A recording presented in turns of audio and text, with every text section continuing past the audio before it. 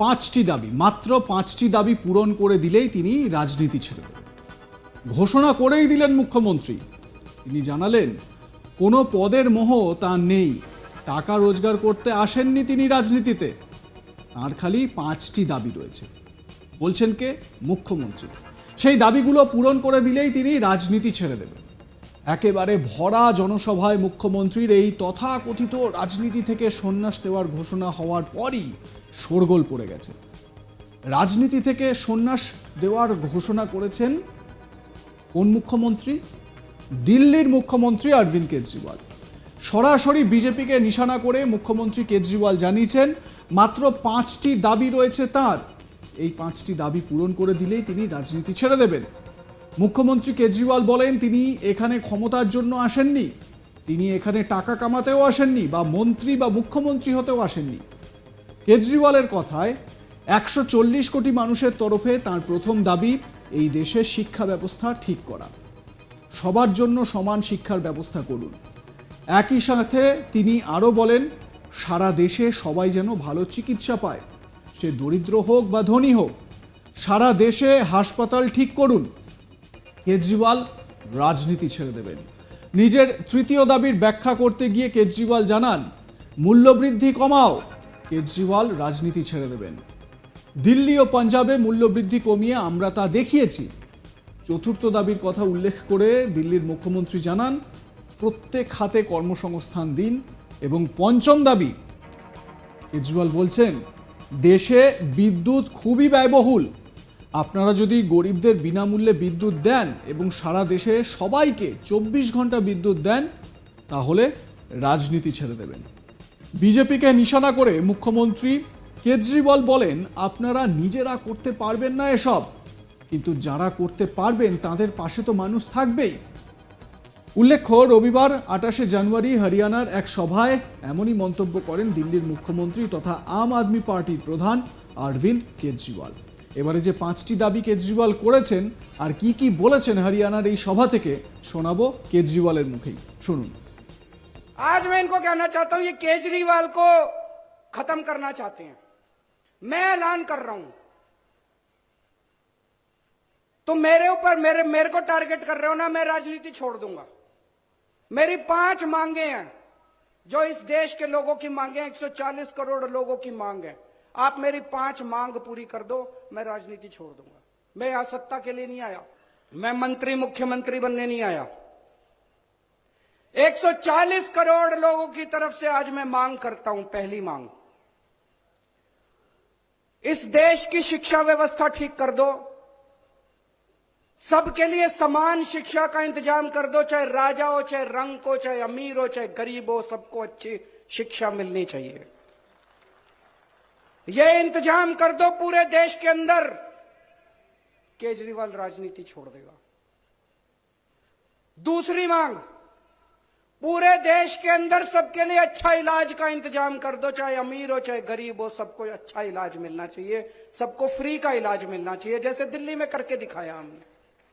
पूरे देश में हर गांव में मोहल्ला क्लिनिक खोल दो, सारे सरकारी अस्पतालों को शानदार बना दो, दिल्ली में बनाया, पंजाब में कर रहे हैं अभी। सारे देश के अंदर अस्पताल ठीक कर दो, सबका इलाज मुफ्त कर दो, केजरीवाल राजनीति छोड़ देगा। तीसरी मांग, आज महंगाई का इतना बुरा हाल हो गया, इतना बुरा हाल हो गया, महंगाई से घर चलाना मुश्किल हो रहा भाई साहब। बहुत सारे ऐसे परिवार है 6,000 10,000 रुपए मुश्किल से लेके आते हैं, 3,000 रुपए बिजली का बिल आ जाता है, 2-2,500 रुपए बच्चों की पढ़ाई पे खर्च हो जाता है, गैस के सिलेंडर पे खर्च हो जाता है, उसके बाद पैसा बचता ही खाए, रोटी कहां से खाए आदमी, अपने परिवार को कैसे पाले। महंगाई कम कर दो, केजरीवाल राजनीति छोड़ देगा। महंगाई कम हो सकती है क्या? हो सकती है, मैं अभी साबित करके दिखाऊंगा। इस देश के अंदर महंगाई कम हो सकती है। दिल्ली में हमने महंगाई कम करके दिखाई है, पंजाब में महंगाई कम करके दिखाई है। कई लोगों को यह गलत फहमी है कि महंगाई अपने आप हो रही है, अपने आप नहीं हो रही है। महंगाई बहुत बड़ा षड्यंत्र चल रहा है इस देश के अंदर, अभी मैं साबित करके दिखाऊंगा। तो मेरी तीसरी मांग है, महंगाई कम कर दो, केजरीवाल राजनीति छोड़ देगा।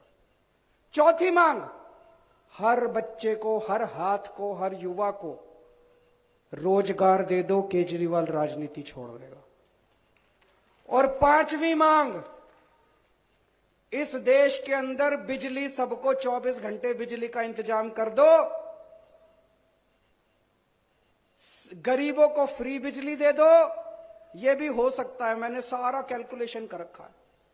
हमारे देश में 4 लाख मेगावाट बिजली पैदा होती है और हमारे देश की मांग केवल 2 लाख मेगावाट है। तो जितनी मांग है उससे दुगनी बिजली पैदा कर रहा है हमारा देश। हमारे घर में बिजली क्यों नहीं आती जी? 7-7, 8-8 घंटे के पावर कट क्यों है जी? तो मेरी पांचवी मांग है, आप बिजली का इंतजाम 24 घंटे कर दो, बिजली मुफ्त कर दो, केजरीवाल राजनीति छोड़। होना चाहिए पांचों मांग की, नहीं होनी चाहिए। गलत तो नहीं कह रहा।